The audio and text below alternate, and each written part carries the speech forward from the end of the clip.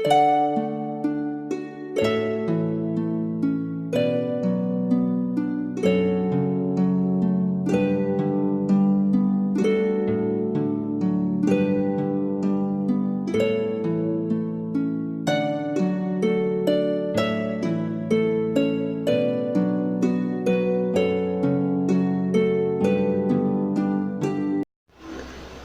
my town, there is a preserved legend, the legend of Mariang Makiling.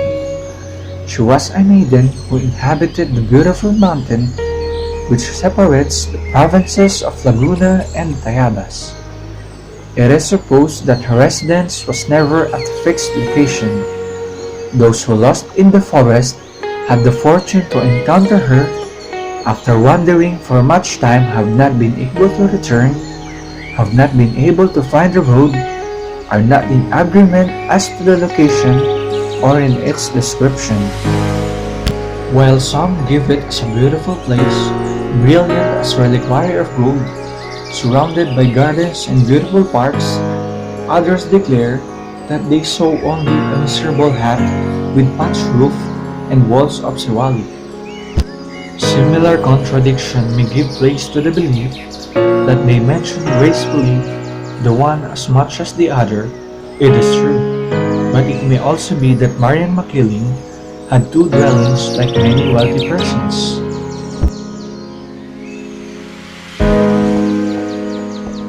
According to eyewitnesses, she was a young girl, tall, well-shaped with large black eyes, long and abundant hair. Her color was a clear and light brown, na kayumanggi kaligatan as the Tagalog say. Her hands and feet, small and exquisite, the expression of her face, always grave and serious.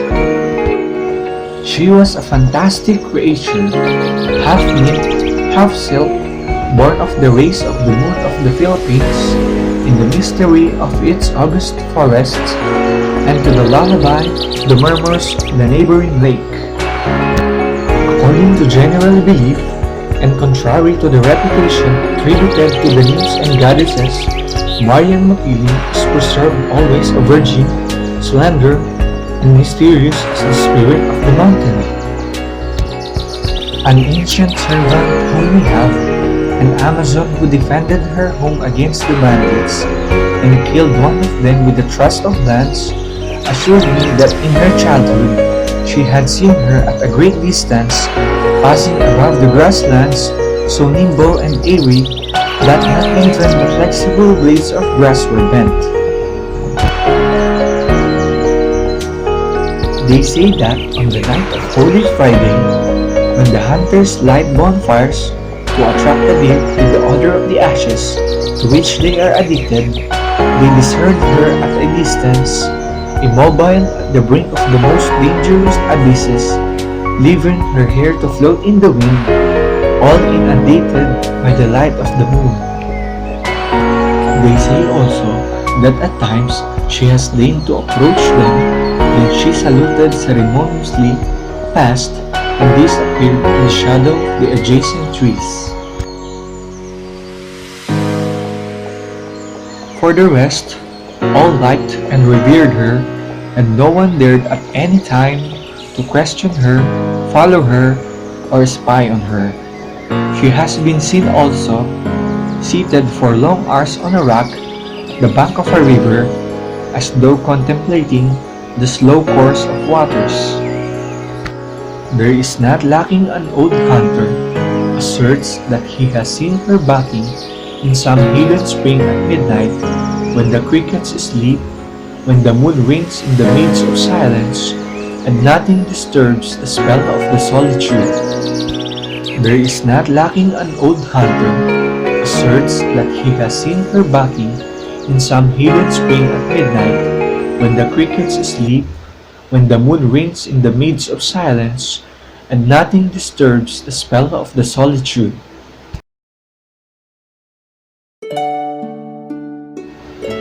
In these same hours, in the midst of the same circumstances, is when also the sound of her harp can be heard, mysterious and melancholy.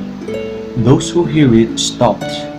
because it is removed to a distance and it is extinguished when an attempt is made to hunt for it. Her favorite walks was, as they say, after the storm. At the time she went surveying the fields, and wherever she passed, she restored life, order, calm. The trees straightened their bent trunks, the rivers were looped in their channels, and the tracks of the unchained elements were obliterated.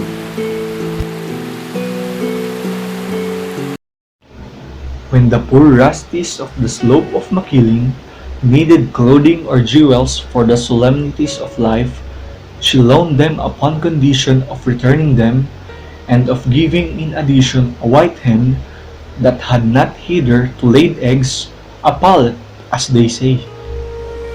Mariang Makiling was very charitable and had a kind heart. How many times was she not in the form of simple Rusty, aided the poor old people who went to the forest for firewood, or to gather wild fruits, giving them grains of gold, money, reliquaries, and jewels.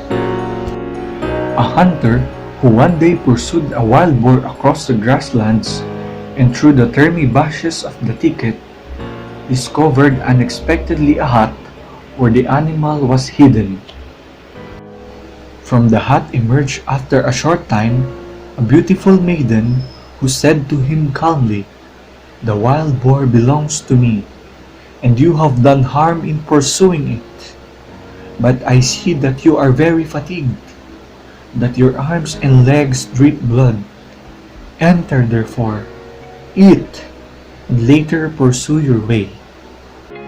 The man, confused and surprised, and in addition fascinated by the beauty of the maiden, entered, ate mechanically all that she offered him, without being able to speak a single word. Before his departure, the maiden gave him some pieces of ginger, recommending that he give them to his mother for her sauces.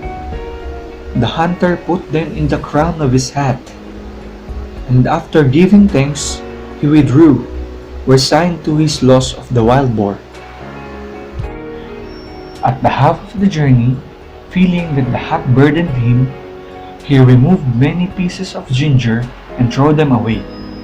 But what was his surprise and grief when on the following day his mother found out that what they believed to be the ginger was solid gold, relucent as a coagulated ray, not always beautiful and agreeable with hunters.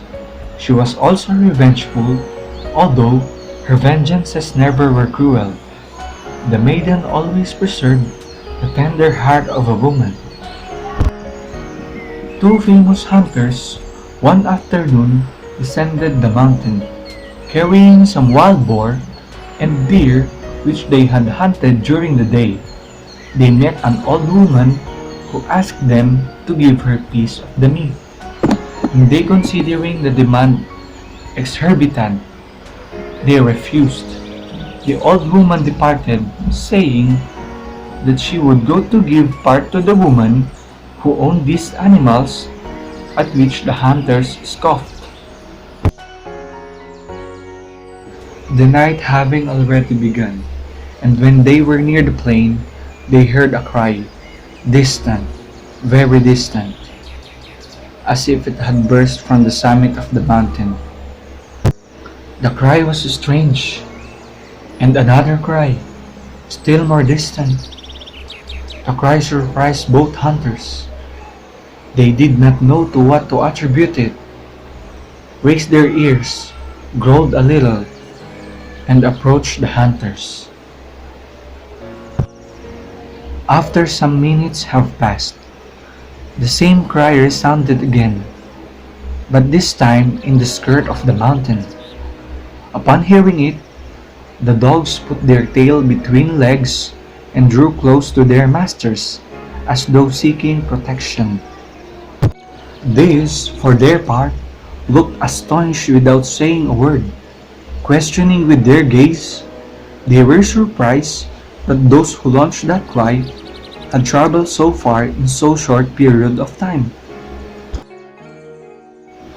Now, in plain sinister, cry resounded again, but this time so clear and so distinct that both instinctively turned the head.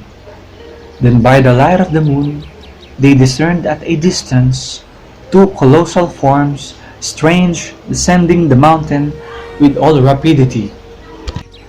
One of the hunters, the most intrepid, sought to stop them and to load his firearm, but arrested by the other, also sought to run with celerity, with the weight which he carried would permit.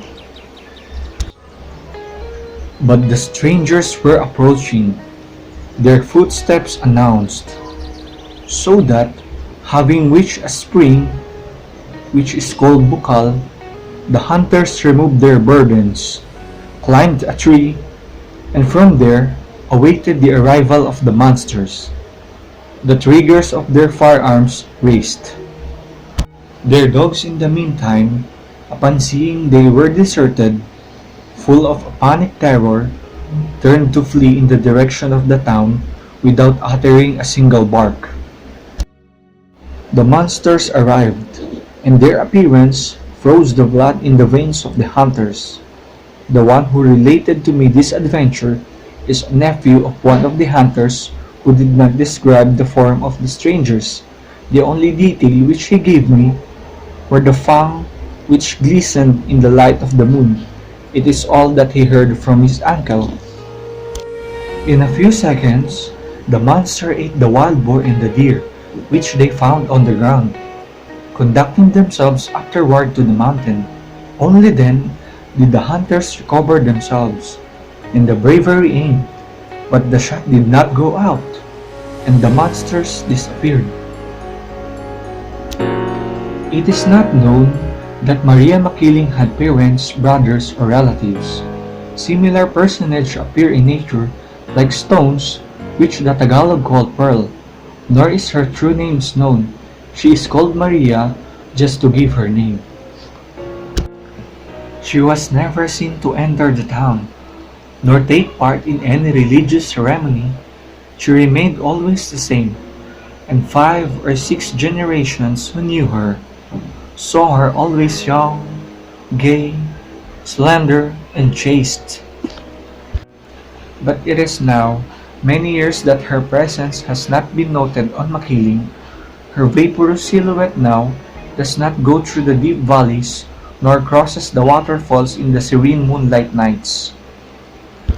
Now, one is not permitted to hear the melancholy accent of her mysterious harp. And now, lovers are married without receiving from her either jewels or gifts.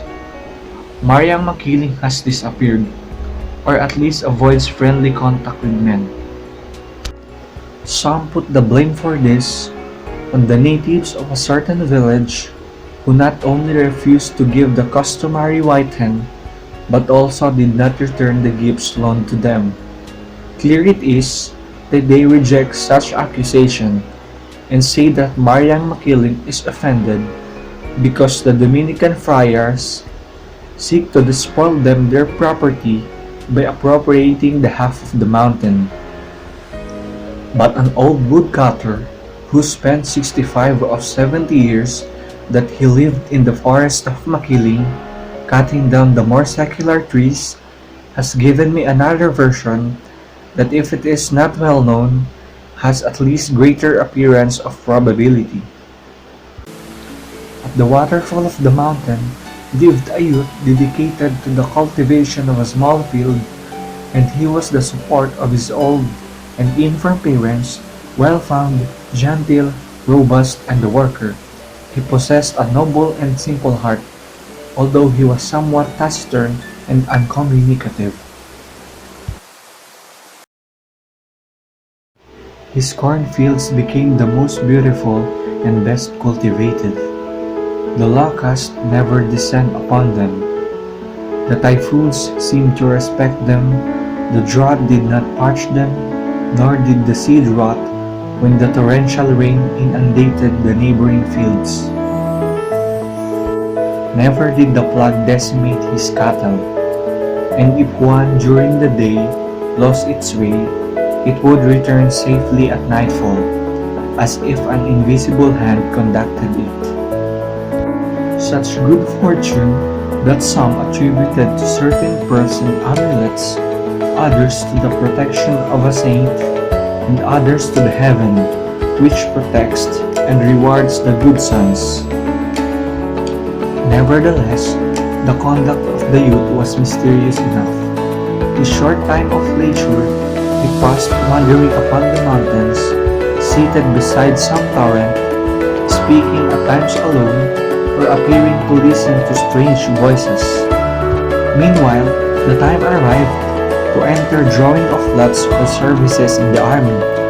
God knows how much time the youths feared it, and sometimes reputation. The 7 or 8 years of life from the barracks, brutalizing and vicious, in which the coarse interjection paraphrased the military despotism, armed, nevertheless, with the wit appresented to the imagination of the youth, as long as night, which parches the most healthy and beautiful part of his life, in which one sleeps with tears in his eyes and dreams horrible nightmares, in order to awaken old, useless, corrupted, bloody, and cruel. Thus, it has been seen that many cut off 2 fingers to exempt themselves from the military service. Others have pulled out their teeth in the times in which it was necessary to buy the cartridge. Others have fled to the mountains, becoming highwaymen, and not a few have committed suicide. Nevertheless, the best precaution against this misfortune has been marriage, and the parents of our youth determined to marry him to a maiden, handsome and industrious, who lived not very distant on the same mountain. Although he did not appear very enthusiastic with such a proposal, accepted it. Nevertheless, first, in order to free himself from the military draft, and in order to abandon his old parents. Since there was no obstacle to the marriage, it was quickly arranged, and the day for the wedding was fixed.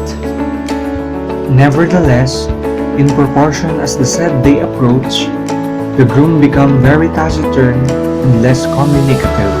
He disappeared for many hours, and when he returned, they saw him to be out of breath, and many times he did not reply when they questioned him.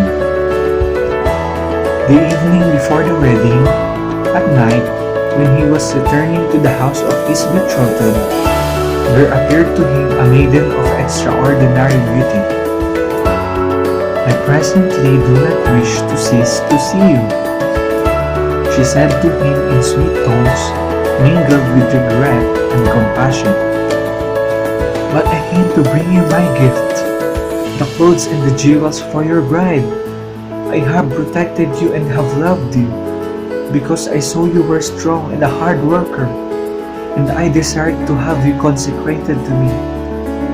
I who protected you and your parents, go, I deliver you to your fate. Live and struggle alone, live as you can." And this said, the maiden was removed to a distance and was lost among the shadows. He was left immobile and as if petrified. Later, he took 2 or 3 steps to follow her, but she had disappeared. He silently picked up the bundle which the maiden has deposited at his feet and entered his house. The bride neither put on the clothes nor used the jewels, and since then, Mariang Makiling has appeared no more to the Rusties.